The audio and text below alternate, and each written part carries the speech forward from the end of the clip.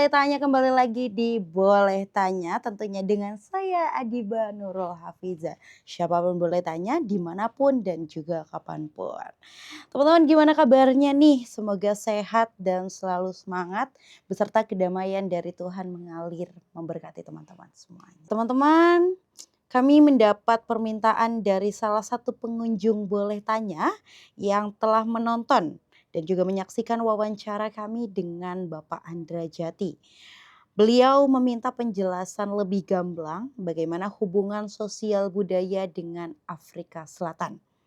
Pada episode sebelumnya, Pak Andra Jati sempat mengatakan bahwa ada 1 juta warga Afrika Selatan yang memiliki kaitan darah dengan Nusantara. Sebagai sedikit pelengkap, kami telah membaca buku Di Atas Kapal Firaun karangan Abdul Aziz yang mengabarkan berapa komunitas Cape Malay di Afrika Selatan.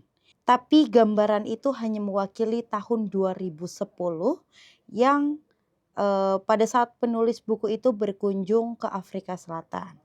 Menurut buku itu ada berapa tempat Cape Malay bernaung. Pada kampung Bokap di Cape Town kami akan membacakan di halaman 316 sampai 318. Selain meriam yang berdentum setiap pukul 12.00, di Bukit Signal Hill terdapat makam yang oleh penduduk setempat dianggap keramat atau kuburan keramah.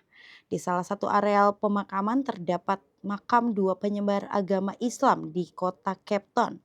Yang pertama adalah makam Tuan Guru atau Imam Abdullah Kadi Kudus Salam, dan yang kedua makam Sayyid Muhammad Darwis Alawi asal Yaman. Kedua makam tersebut masih satu kompleks yang disebut The Tanah Baru Cemetery. Seperti kita ketahui, Pangeran Abdullah Kadi Abdussalam adalah salah satu seorang pangeran Tidore yang dibuang oleh Belanda ke Keilen, lalu dipindahkan ke Cape Town pada tahun 1780 hingga tahun 1807. Di Cape Town pada tahun 1795, Tuan Guru juga mendirikan masjid yang pertama kali di kota ini. Letaknya di gudang kota Cape Town, kini berada di Jalan Dorp. Setelah bebas dari penjara Robben Island yang terkenal sebagai penjara politikus seperti tokoh pemersatu Afrika Selatan, Nelson Mandela, Tuan Guru berdakwah dengan mengubah bangunan gudang menjadi madrasah. Itulah jejak peninggalan Tuan Guru dan kawan-kawan seperjuangannya. Seperti diketahui, ada 12 pejuang besar Indonesia yang dibuang oleh VOC ke Cape Town selama abad 16 hingga abad 17. Seperti Syekh Yusuf asal Makassar. Makam Syekh Yusuf berada di Kampung Makassar, Cape Town.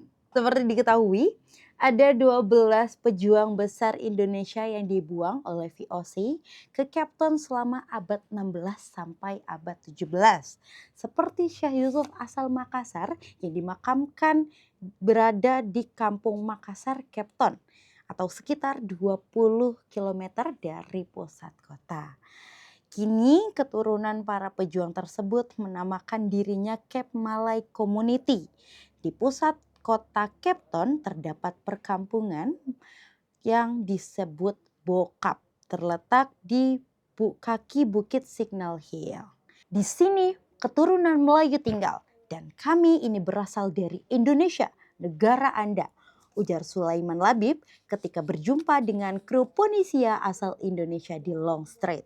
Selain makam keramah, di Bokap juga terdapat Museum Bokap yang memuat sejarah kawasan tersebut.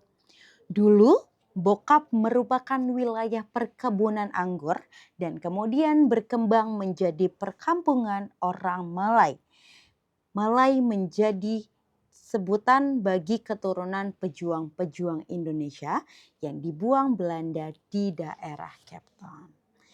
Hingga kini terdapat 11 masjid di kota ini, yakni Masjid Muhammadiyah di Jalan Foss Street berdiri pada tahun 1899, Jamiah Masjid di Jalan Lower Ciapini berdiri pada tahun 1850, Nur El Hamdiyah di Jalan Long Street, Masjid Syafi'i di Upper Chapini Street berdiri pada tahun 1859. Masjid Nurul Huda di Lowen Street berdiri pada tahun 1958. Masjid Palm Tree di Long Street berdiri pada tahun 1820. Awal masjid di Dorp Street berdiri pada tahun 1794.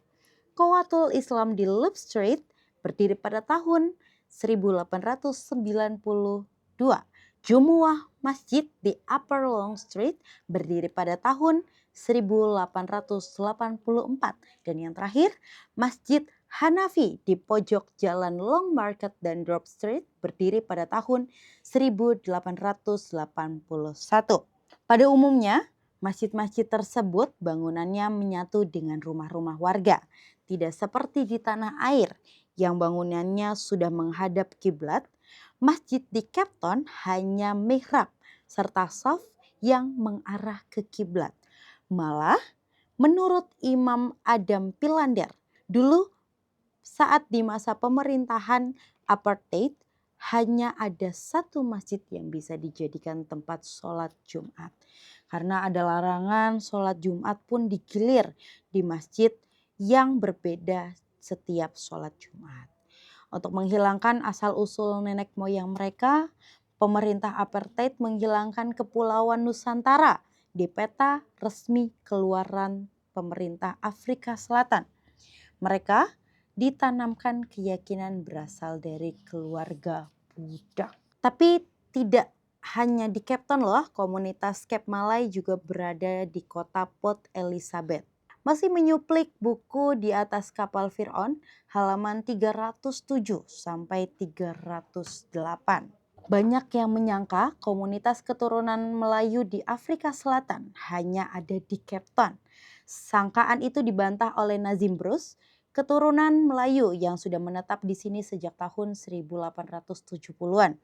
Mereka pindahan dari Cape Town, kata Nazim Bruce yang pernah menjadi presiden Cape Malay Community Port Elizabeth pada tahun 2004. Jejak peninggalan itu terlihat di Masjid Hijau di Jalan Pier atau Pier Street Mosque dan Rudolph Street Mosque. Keduanya terletak di kawasan South End.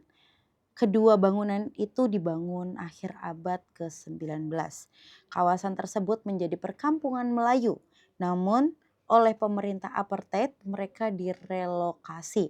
Lahan yang mereka tinggalkan kemudian dijadikan kawasan pelabuhan dan kawasan putih. Menurut Nazim Bruce, keturunan Melayu di Port Elizabeth memang tidak sebesar komunitas Melayu di Cape Town. Namun mereka saat ini telah berkembang dan banyak yang mengisi jabatan di jajaran metro kota atau pemerintah kota Port Elizabeth. Contohnya adalah Yusuf Ardian yang menjadi direktur perairan kota Port Elizabeth, merangkap sebagai presiden Cape Malay Community Port Elizabeth. Oke teman-teman, saya Adi Barno Hafiza. See you next time.